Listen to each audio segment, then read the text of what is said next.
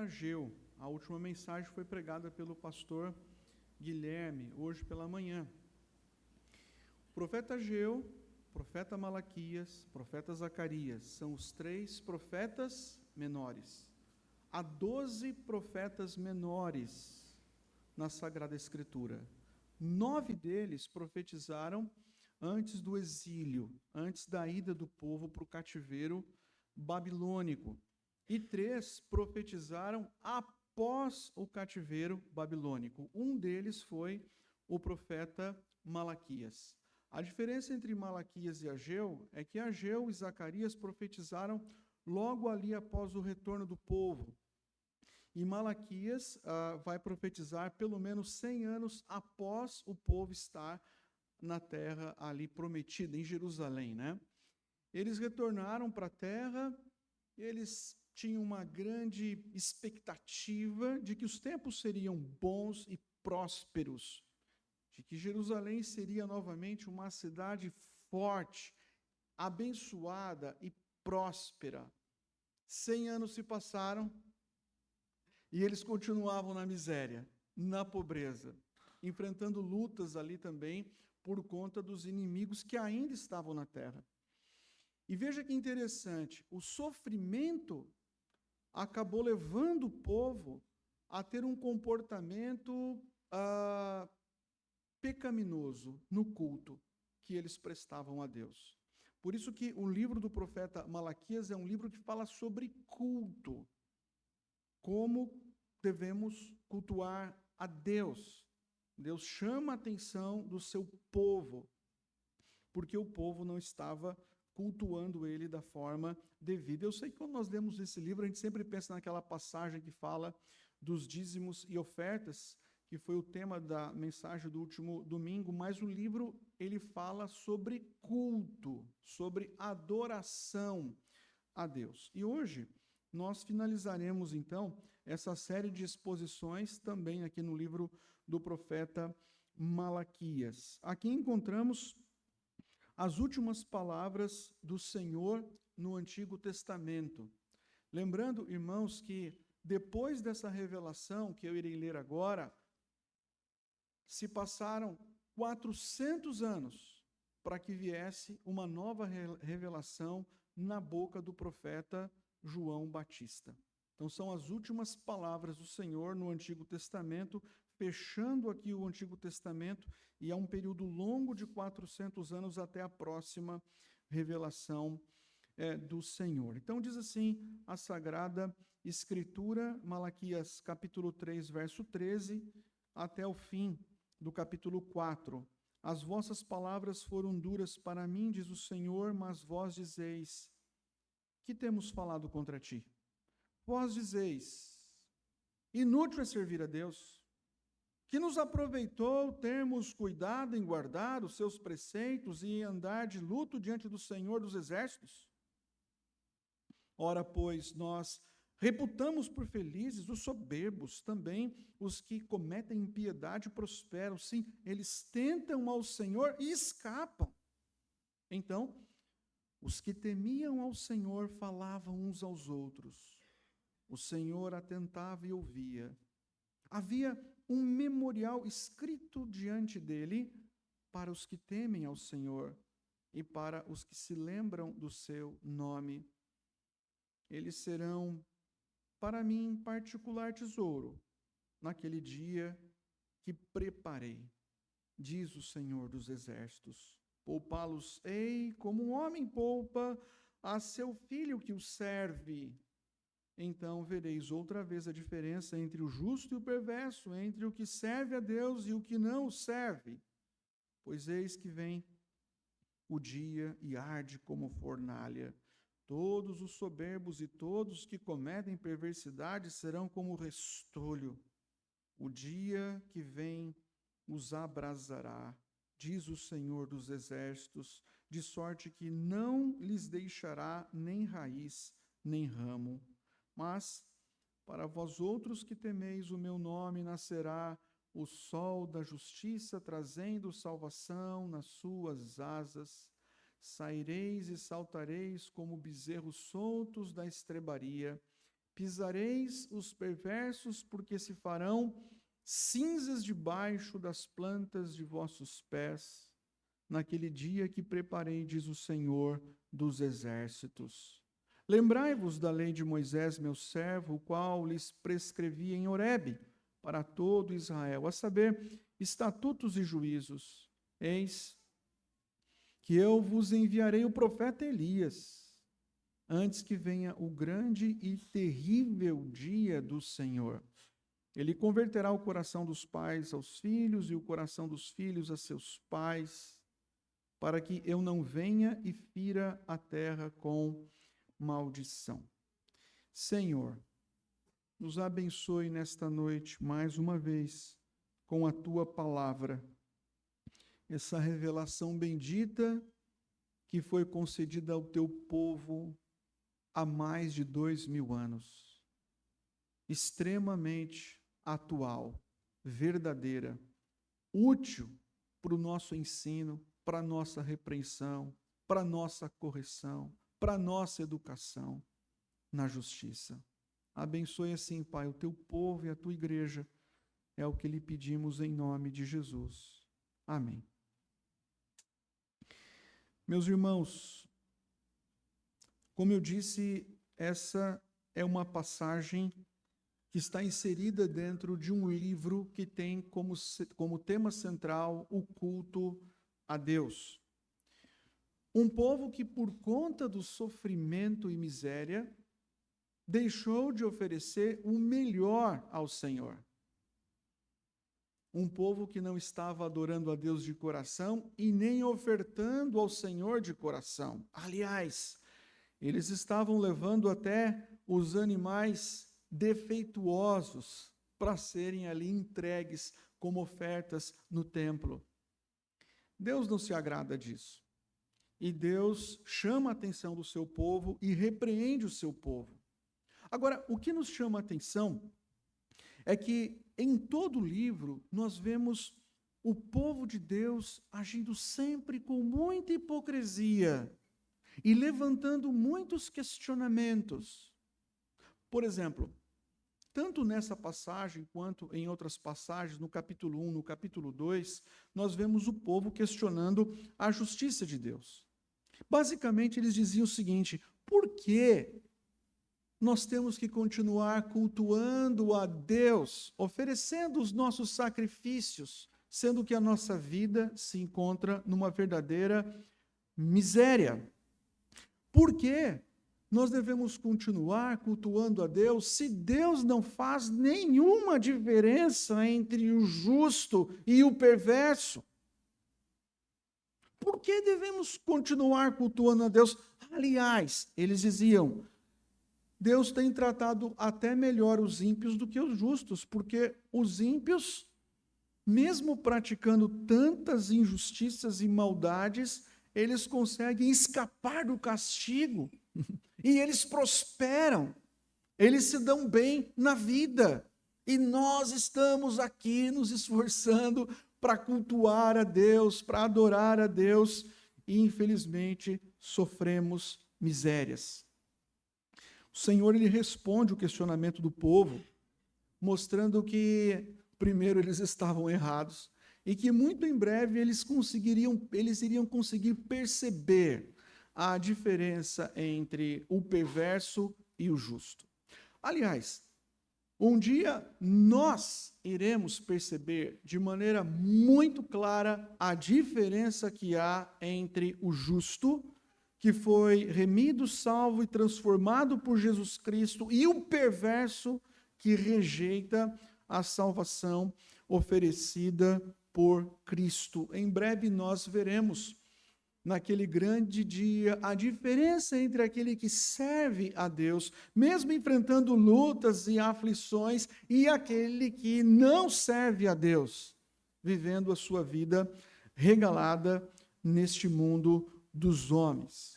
A mensagem desta noite fala sobre esse grande e terrível dia, o dia em que ficará bem claro essa diferença, entre o justo e o perverso. E a mensagem, meus irmãos, ela está dividida da seguinte forma: nós encontramos aqui Deus fazendo uma declaração, uma afirmação, Deus revelando o pecado do povo.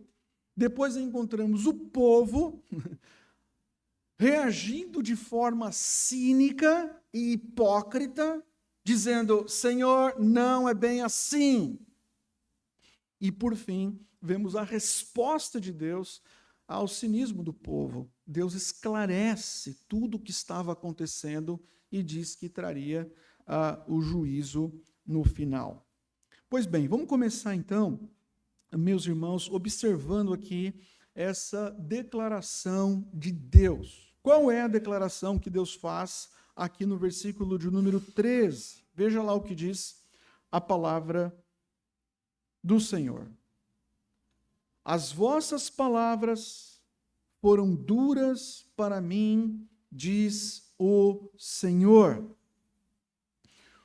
Veja bem, os israelitas, inconformados com o sofrimento, inconformados com aquela situação de luta, de prova, de pobreza, inconformados por não verem a nação de Israel prosperar politicamente, economicamente, militarmente, esse povo adotou uma postura extremamente agressiva contra Deus.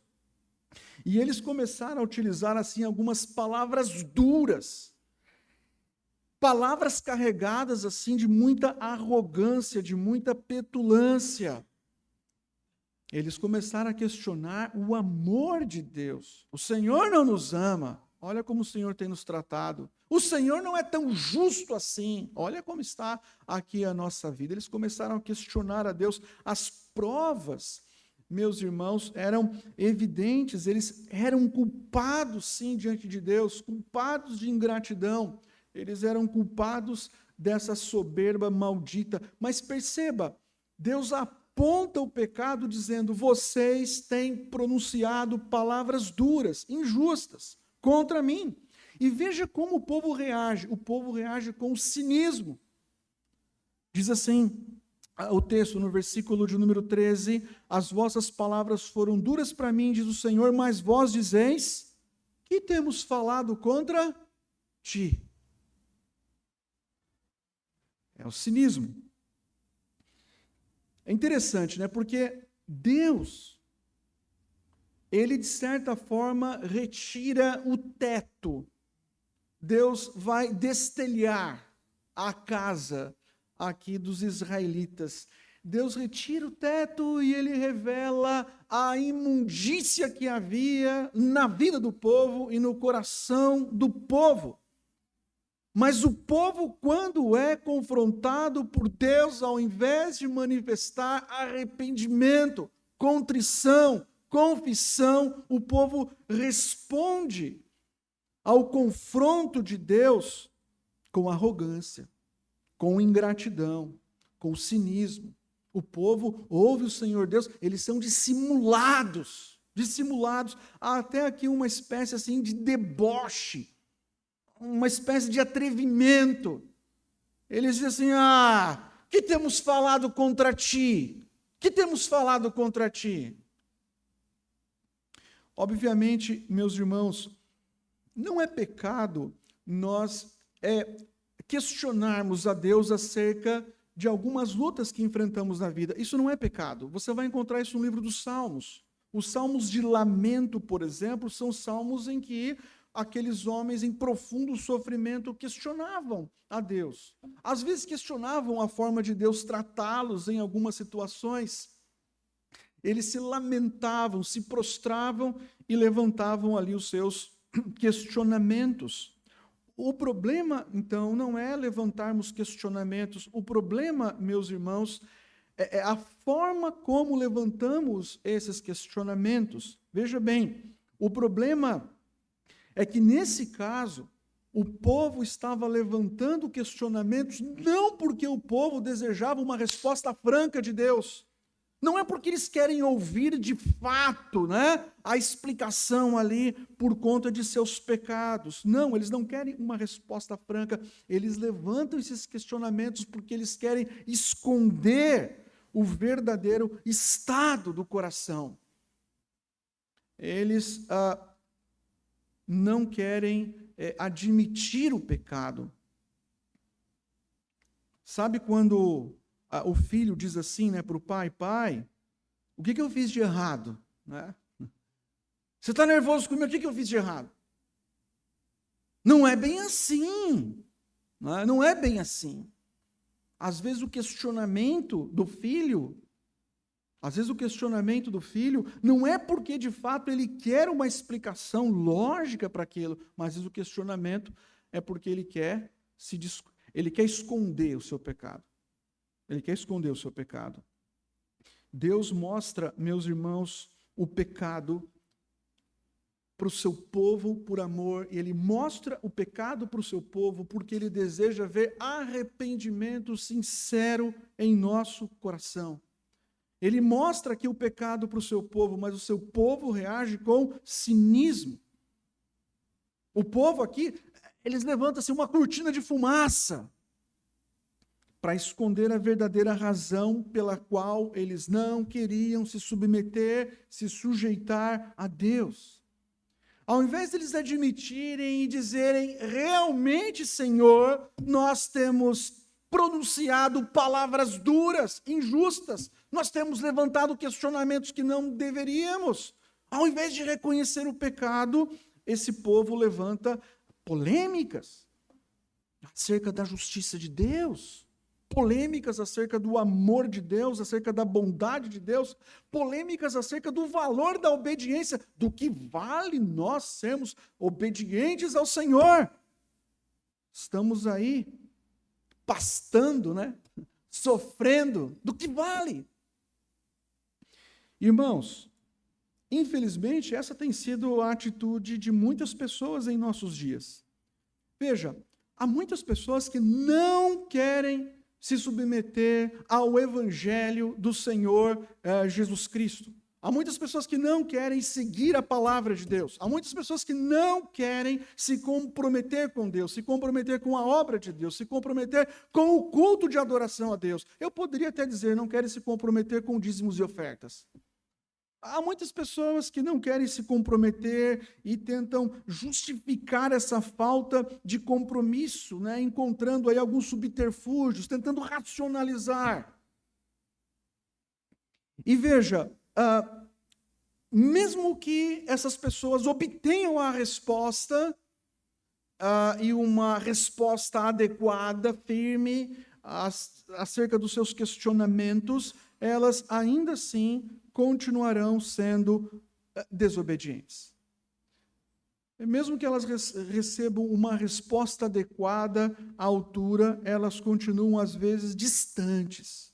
Às vezes, agindo com cinismo, hipocrisia. Continuam levantando questionamentos. Não é bem assim, não é bem assim, não é bem assim. Hipocrisia. Por quê? Por que as pessoas resistem se sujeitar a Deus, resistem a admitir que estão erradas? Elas resistem por conta do pecado moral ou por conta da imoralidade. O problema, meus irmãos, é espiritual. O problema é o endurecimento do coração. É isso que nós vemos aqui nesse texto. E veja a continuação. Apesar aqui de todo o cinismo do povo, né, dizendo: Senhor, nós temos sido duros, como assim? Né? Deus é paciente.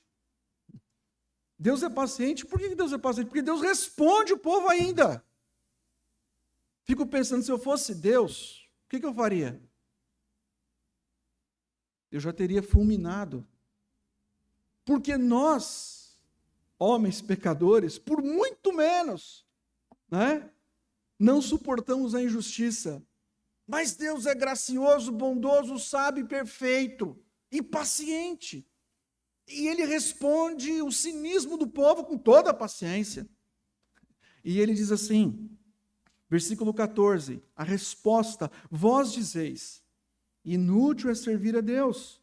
Que nos aproveitou termos cuidado em guardar os seus preceitos e em andar de luto diante do Senhor dos exércitos. Veja, irmãos, esses judeus eram muito hipócritas, cínicos. Diz o texto que eles andavam de luto diante do Senhor. Sabe o que significa isso? Significa que eles andavam assim chorando diante do Senhor. Andar de luto é essa ideia. Eles andavam assim entristecidos, eles estavam ali jejuando, se lamentando, enchendo o altar com as suas lágrimas e lamentações, mas ao mesmo tempo eles ofereciam o pior a Deus. Eles roubavam os dízimos.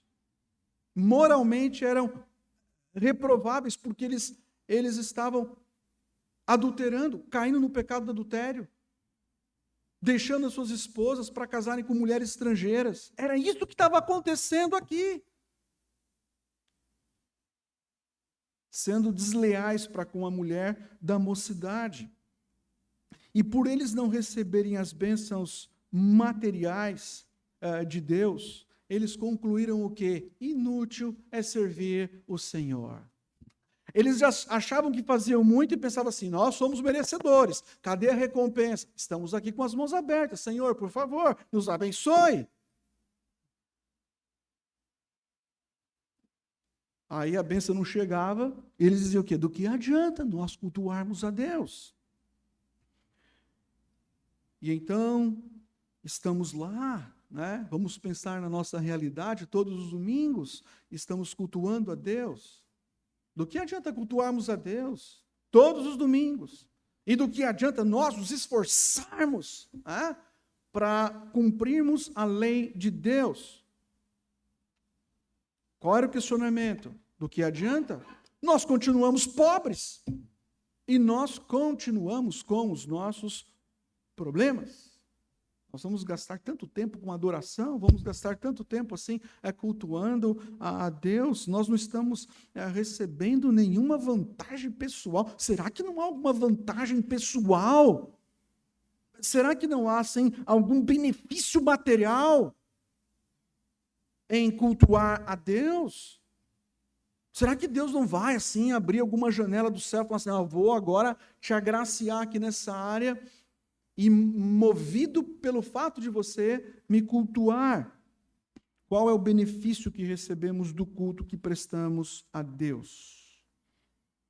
Eles diziam, enquanto os ímpios prosperam e enriquecem em todas as áreas, a nossa vida, eles diziam, é um desastre, né? Completa ruína. Estamos pobres, estamos cercados aqui pelos inimigos. Olha o versículo 15.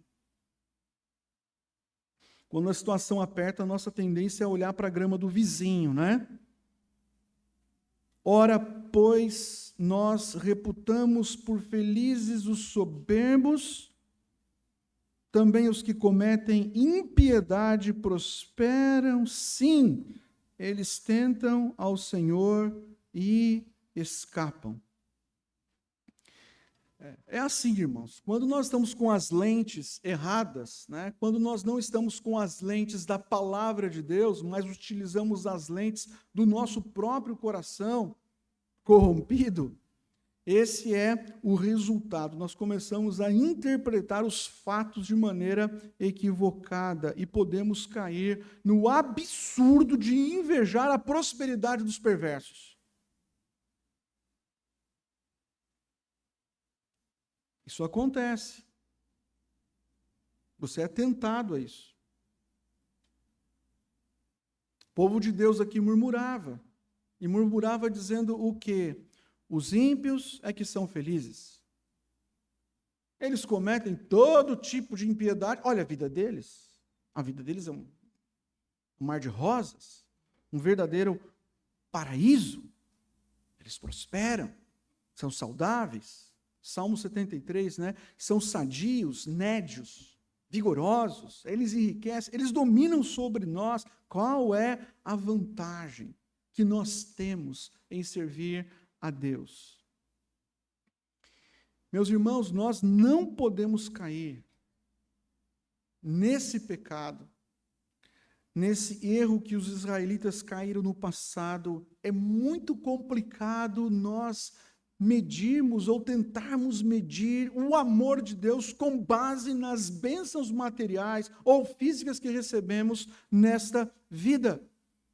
Não dá para medir o amor de Deus com base em benefícios materiais, benefícios físicos que nós recebemos ou que nós não recebemos.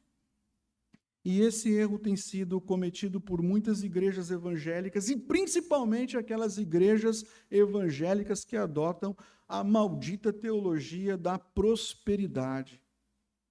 Esses falsos profetas da teologia da prosperidade, eles ensinam que o maior sinal do favor de Deus, da bênção de Deus, de que tua vida é uma vida assim, sabe, realmente repleta das graças de Deus, é a saúde financeira que você tem.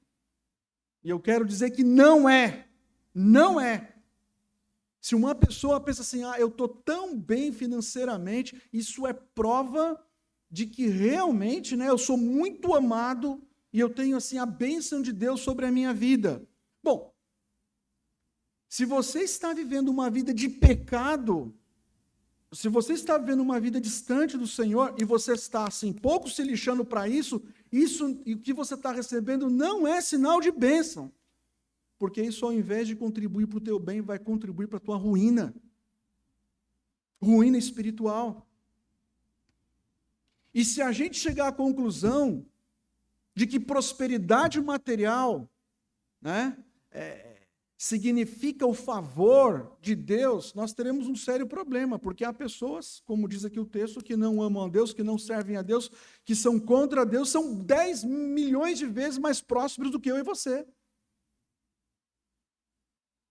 Irmãos, a prova de que nós somos abençoados por Deus, a prova de que nós somos amados por Deus, é o fato de que Deus nos separou para Ele. A evidência do amor está no fato de Deus ter nos retirado do império das trevas. O fato de você ter a certeza de que é amado por Deus não está na sua conta bancária. Não está no seu negócio.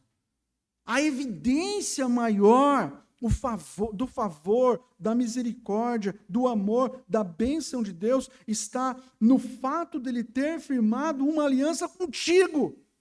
Está no fato desse Deus ter selado essa aliança no sangue da cruz. Aí está a evidência do amor de Deus. E mais, se Deus nessa noite decidisse retirar tudo que você tem, tudo que eu tenho, absolutamente tudo, em questões materiais, em questões físicas, ainda assim teríamos razões para sermos eternamente agradecidos a Ele pelo seu amor revelado na cruz. Nós temos a vida eterna. Esse é o maior presente, essa é a maior dádiva. Nós não devemos questionar o Senhor, nem quando os ímpios prosperam, e muito menos questionar o Senhor quando os justos sofrem. Nós precisamos, irmãos, ser mais pacientes, porque Deus preparou um dia, e esse dia chamado de grande dia, é o grande e terrível dia, o dia em que Ele julgará o mundo. Aí sim, nós veremos a diferença entre o justo e o perverso. Enquanto esse dia não chega, eu e você temos que viver pela fé. Nós cultuamos a Deus pela fé, nós convivemos com a presença do mal pela fé. Pela fé, a gente lida com aquelas situações, quando o mal ou a injustiça não recebe a punição devida. Nós vemos um mundo de injustiças. Pela fé nós conseguimos encarar a prosperidade do perverso. Pela fé nós conseguimos suportar a falta de punição sobre a vida daqueles que odeiam a Deus e se levantam contra Deus. E é pela fé, meus irmãos, que nós continuamos cultuando o Senhor com todo o nosso coração. É pela fé que nós continuamos amando esse Deus maravilhoso, gracioso, e nós servimos esse Deus sem esperar recompensas, porque a maior de todas as heranças já nos pertence. Nós já somos o povo mais rico da terra. Já somos. Não tomamos posse de toda a nossa herança ainda, mas ela já é nossa. Devemos caminhar, meus irmãos, pela fé e desfrutar da presença desse Deus pela fé e nos alegrarmos com o perdão, com a salvação, com a vida eterna pela fé. Eu e você devemos servir esse Deus diariamente, em meio às nossas lutas e provas, e devemos servir esse Deus com a esperança de que o grande dia está chegando. Um dia ficará, assim, bem claro a diferença entre aqueles que servem a Deus e aqueles que não servem a Deus. Veja o versículo 16. Naquele dia, o que acontecerá, pastor? O que acontecerá naquele grande dia? Além dessa diferença clara entre bodes e ovelhas, diz aqui o versículo 16 que o remanescente fiel será poupado. Eu acho tão lindo esse verso. Olha o que diz. Então, os que temiam ao Senhor, no meio daqueles judeus hipócritas, cínicos, que desprezavam o Senhor, havia um grupo, pequeno grupo. Estavam ali em Jerusalém. Eles estavam ali diante do templo. E diz assim, os que temiam ao Senhor, eles falavam uns aos outros. O Senhor atentava e ouvia. Havia um memorial escrito diante dele, para os que temem ao Senhor e para os que se lembram do seu nome. Havia lá em Jerusalém esse grupo. O remanescente fiel estava lá. Você já imaginou? No meio daquela bagunça toda, no meio de todo aquele povo ingrato, havia um grupinho lá, um grupinho de judeus. Eles estavam lá conversando. Eles não concordavam com os cínicos. Eles não concordavam em oferecer o pior para o Senhor. Não. Eles estavam lá e eles temiam ao Senhor, diz o texto. E eles ali, esse grupo de judeus se reunia para edificar uns aos outros, para ajudar uns aos outros. E é tão lindo esse versículo porque diz assim, Deus atentava para eles. É como o profeta está dizendo, Deus está no meio deles. Ele está ali, com aquele grupinho, no meio dos cínicos. Há um remanescente fiel e Deus atenta para eles. O que diferenciava, meus irmãos, esse pequeno grupo de judeus no meio dos demais, diz o texto, que eles temiam a Deus. Eu gosto muito da frase do pastor John Piper, é um pregador batista, e ele diz o seguinte, que temer a Deus é tremer ao pensar em ofendê-lo. Olha que frase, né? Verdadeira e bíblica. Ele continua e diz assim, é o sentimento de que não se deve brincar com Deus. Aquele grupinho de judeus, eles estão temendo a Deus. Quando nós tememos a Deus, vivemos uma vida mais justa diante de Deus. Quando nós tememos a Deus, nós procuramos obedecer a Deus. Quando tememos a Deus, somos fiéis à nossa esposa, ao marido, aos filhos, porque há temor e nós não podemos brincar com o Senhor. E ali está um grupo de judeus que teme o Senhor. Temor é uma motivação, meus irmãos, para mantermos a nossa vida em submissão e obediência ao nosso Cristo. E ali está um grupinho que teme a Deus, no meio dos cínicos. O versículo 16 diz que Deus estava presente com um memorial. E aí, alguns comentaristas dizem que essa ideia do memorial é uma espécie de rolo de lembrança, né? Um livro de lembrança, onde estava sendo ali registrado para lembrança futura o nome daquelas pessoas e o que aquelas pessoas fizeram. E lá no livro de Apocalipse, nós vemos também que havia um livro lá. É esse mesmo livro. É chamado de livro da vida. É o livro da vida. É o livro da vida. Ali está o registro, meus irmãos, de todos aqueles que pertencem ao Senhor, daqueles que temem ao Senhor, dos eleitos de Deus. E no dia final, os perversos serão punidos, mas aqueles que pela graça, pela misericórdia e por causa do amor de Deus estão nesse memorial glorioso e gracioso, desfrutarão da vida eterna. Isso não é mérito, isso é graça. Sobre graça. Veja então o que ele diz, versículo 17. Veja como estamos guardados por esse Deus. Diz assim: eles serão para mim esse remanescente fiel, do qual nós fazemos parte. Eles serão para mim particular tesouro. Que expressão mais linda, né? Às vezes, alguns maridos dizem isso para suas esposas: meu tesouro, né? Não diz isso? Ou a esposa diz para o marido, né? Meu tesouro. A ideia é, você tem valor, você me pertence, você tem valor, você é precioso para mim, muito precioso. E aqui o texto bíblico diz que o próprio Deus olha para aquele grupo e diz assim: eles serão para mim particular tesouro naquele dia que preparei, diz o Senhor dos exércitos. É o tesouro aqui é algo valioso. Não é um valor intrínseco a nós, mas é um valor que foi atribuído pelo próprio Deus. Ele nos selou e Ele nos guarda com o seu poder, Ele nos guarda com o seu amor, e nós somos esse tesouro nas mãos do nosso glorioso Deus, e naquele grande e glorioso dia, quando o céu se abrir e o nosso Redentor voltar para julgar os vivos e mortos, eu e você que estamos em Cristo seremos poupados, não por causa das nossas boas obras, mas seremos poupados porque somos o tesouro, e o tesouro que foi comprado pelo precioso sangue de Cristo. Pertencemos eternamente a Ele e a Ele para sempre.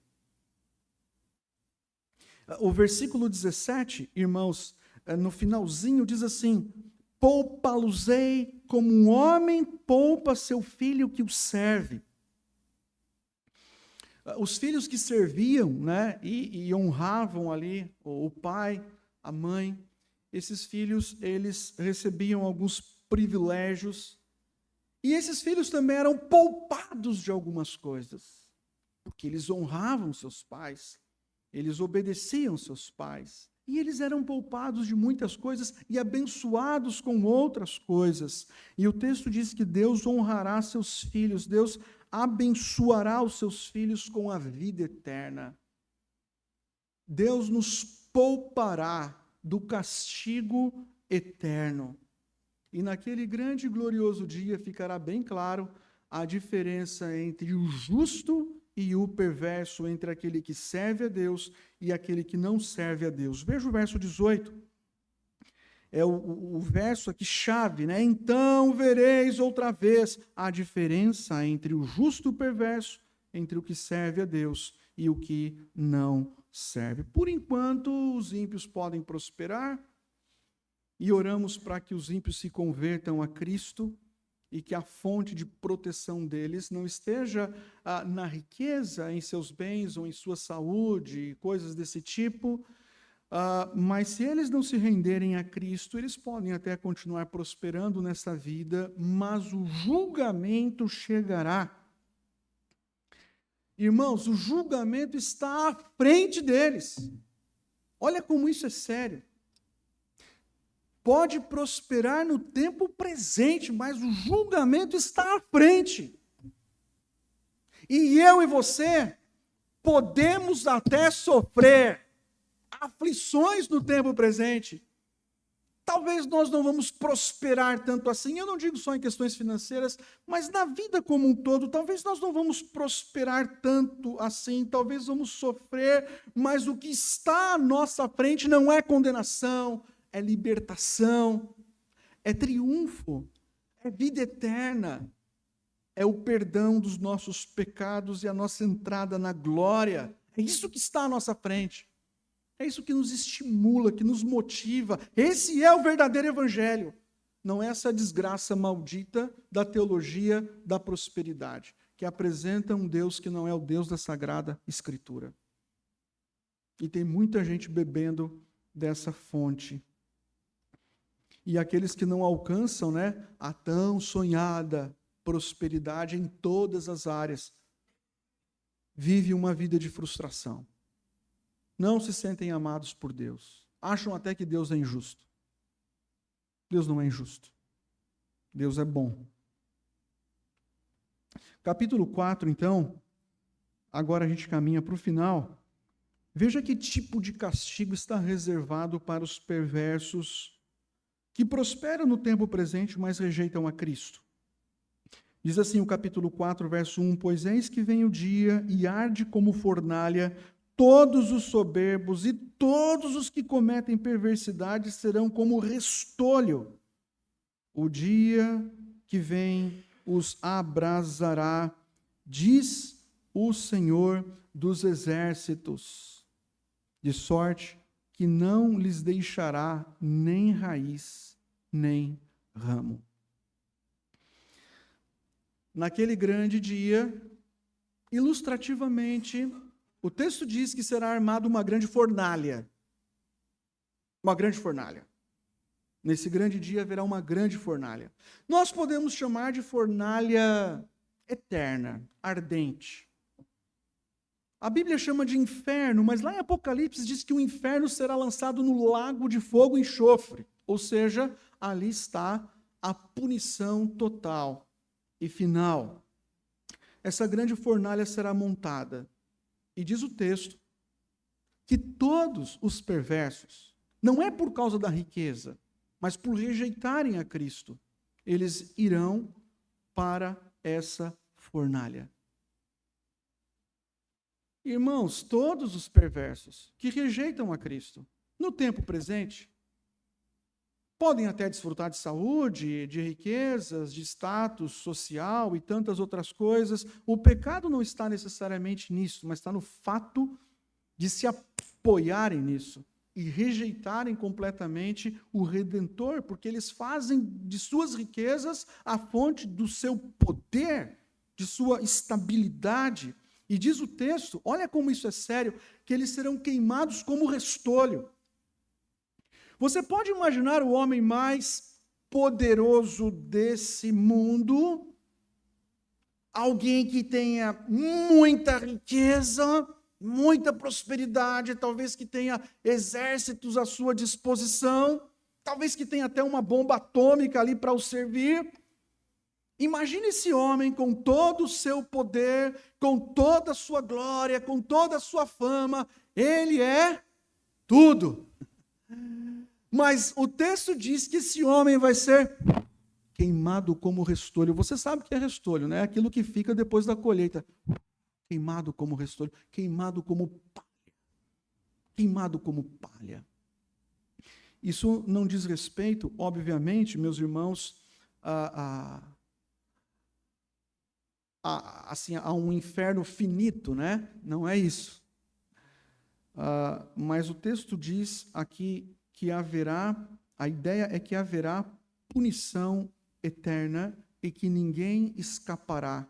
Não sobrará raiz e muito menos ramo. Há muita gente prosperando na sociedade e não há nenhum problema.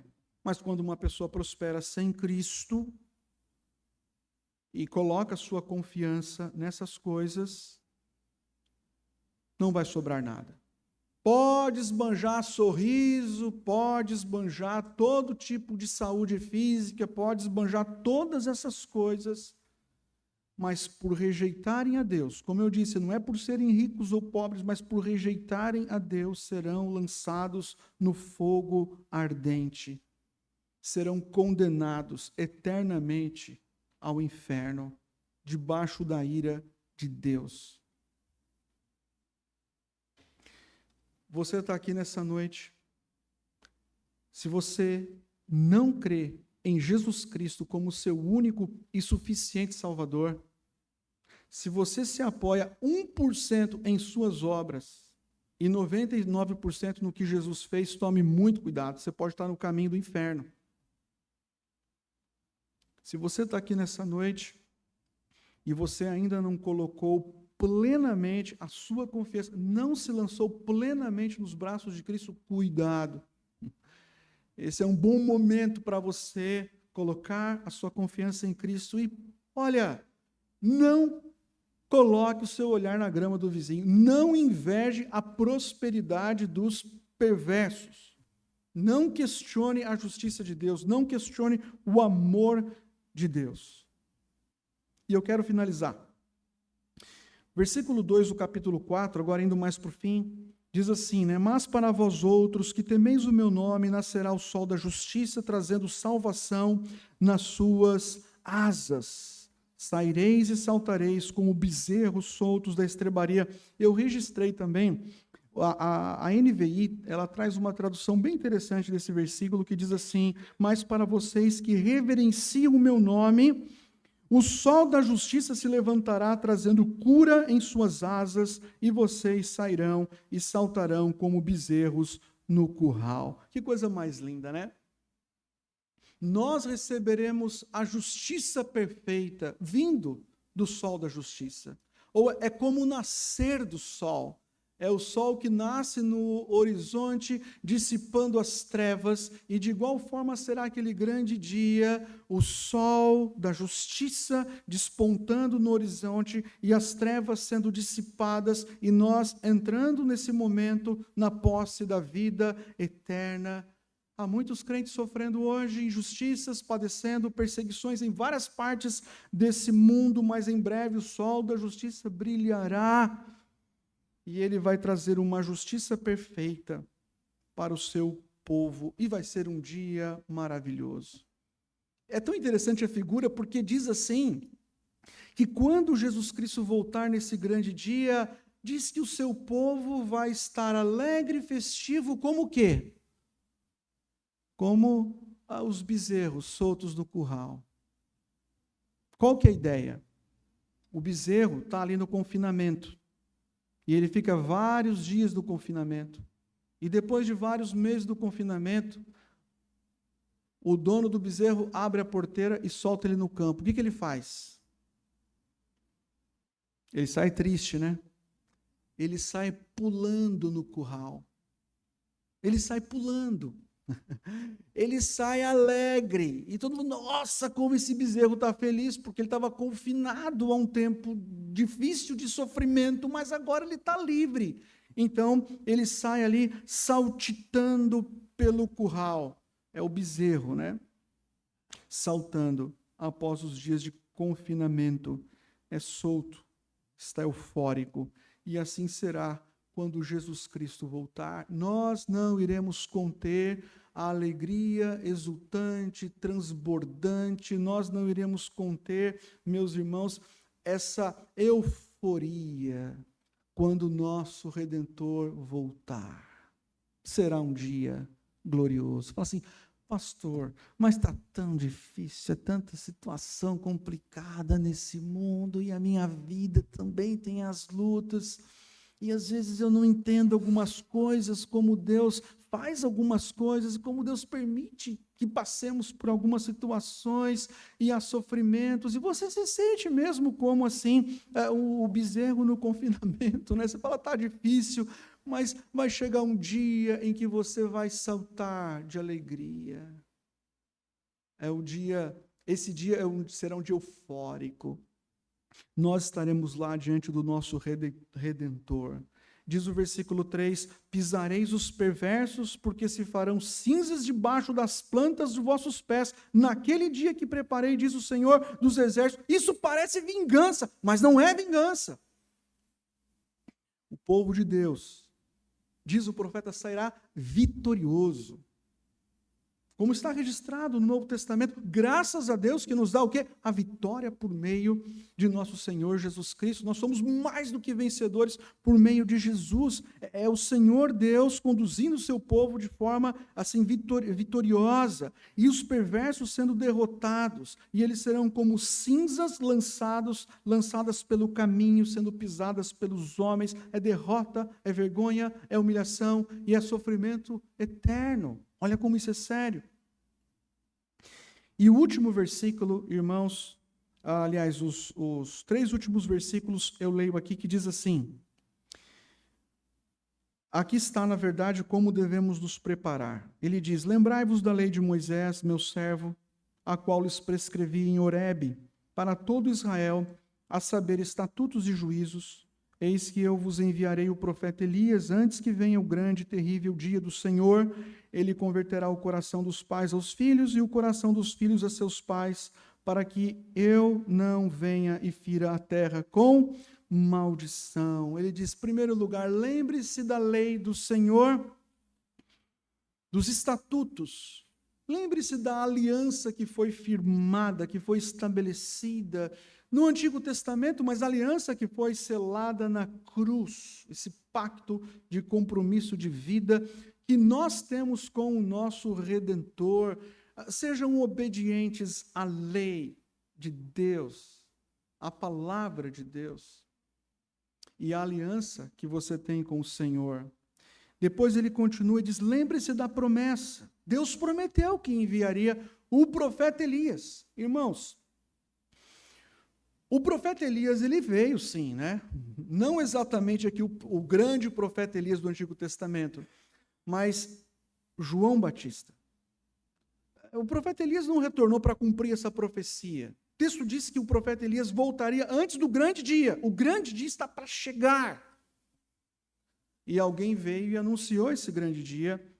É claro que o texto bíblico está apontando aqui, meus irmãos, é para o profeta João Batista, porque o profeta João Batista, embora ele não fosse o profeta Elias, e muito menos uma encarnação do profeta Elias, seria um absurdo, mas ele veio como o profeta Elias, ou ele veio no espírito do profeta Elias. E ele veio, meus irmãos, para anunciar o caminho do Senhor. Quando os discípulos questionaram Jesus, tu és aquele que haveria de vir, o profeta Elias, Jesus disse, não, eu não sou o profeta Elias. Lá em Mateus capítulo 17, verso 12, Jesus disse, Elias já veio. Veio quando? Elias já veio. E eles não o reconheceram, mas fizeram-lhe tudo o que quiseram.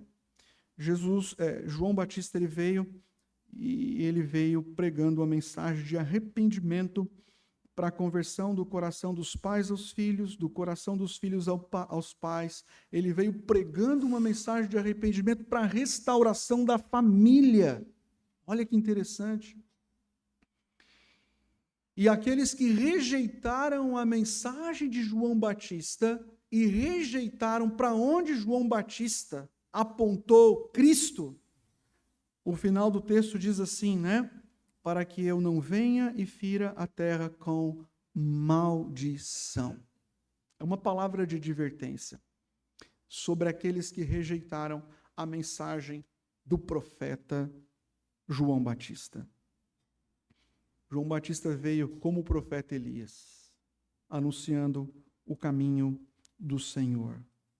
Nós sabemos, meus irmãos, que o Senhor Jesus Cristo, ele veio, pisou nessa terra, bebeu da nossa água, vestiu o tipo de roupa que nós vestimos. Nós sabemos que Jesus Cristo morreu na cruz, ele ressuscitou ao terceiro dia, ele subiu ao céu e ele está presente entre nós espiritualmente e fisicamente, ele está presente à direita do Pai e ele está aguardando esse grande, glorioso e terrível dia para aqueles que não o temem e não o buscam. E ele voltará para julgar vivos e mortos. Pastor, devo continuar cultuando a Deus? Sim, continue cultuando a Deus todos os domingos. Não falte no culto. Não falte. Continue cultuando a Deus. E lembre-se que cultuar a Deus não é um dever penoso, pesado, difícil, cansativo. Tem que ir para o culto de novo. Não, não é isso. Venha e cultue a Deus. Entenda que cultuar a Deus é um privilégio. Irmão, presta atenção, minha irmã. Um dia, nós iremos entrar na presença de Deus. E aquilo que nós estamos produzindo aqui esse culto de adoração a Deus,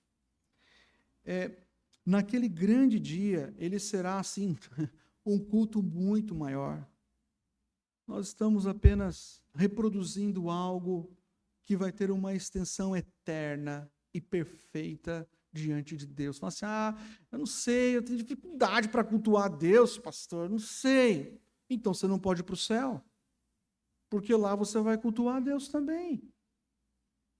Quando você adentrar novos céus e nova terra, ou quando tudo isso for restaurado e transformado, você continuará sendo um adorador por toda a eternidade.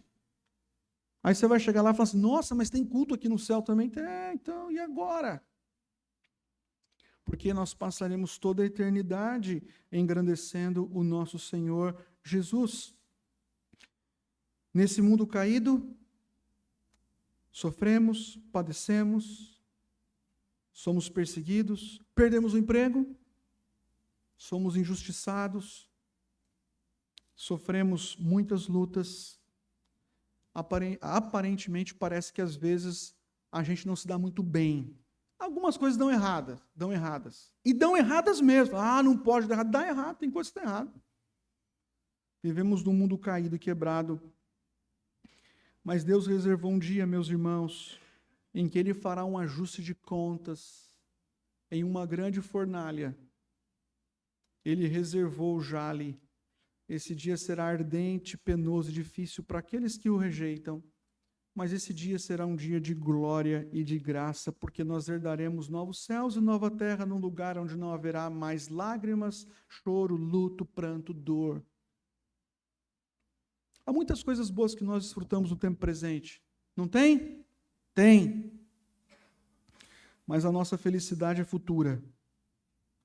Nós somos peregrinos, olhando para a cidade celestial, aguardando o dia em que o sol da justiça irá brilhar sobre nós. Não firme a sua confiança, a sua esperança, a sua fé nas coisas visíveis, tangíveis, materiais que você pode tocar. Firme a sua fé no Cristo glorioso, vencedor, que morreu, ressuscitou, vivo está e voltará para te buscar. Feche os seus olhos. Senhor, às vezes o nosso coração se enche de dúvida e de incredulidade. As lutas e as batalhas no dia a dia fazem com que questionamentos sejam levantados em nossa alma.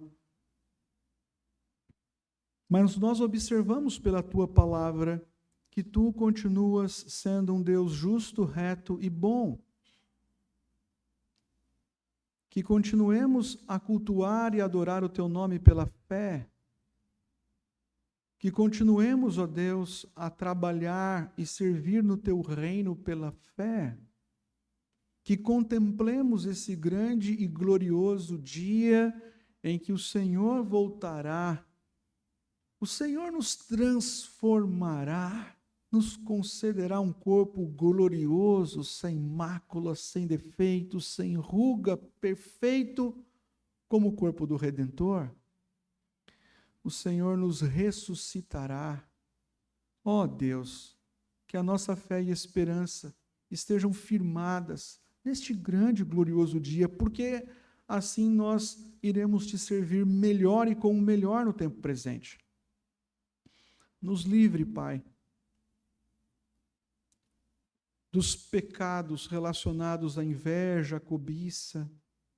Nos dê plena satisfação em Ti. E não permitas jamais que afastemos do culto de adoração ao Teu nome com o Teu povo. Esse é o nosso lugar. Assim oramos, no nome precioso de Cristo. Amém. Entoemos, meus irmãos,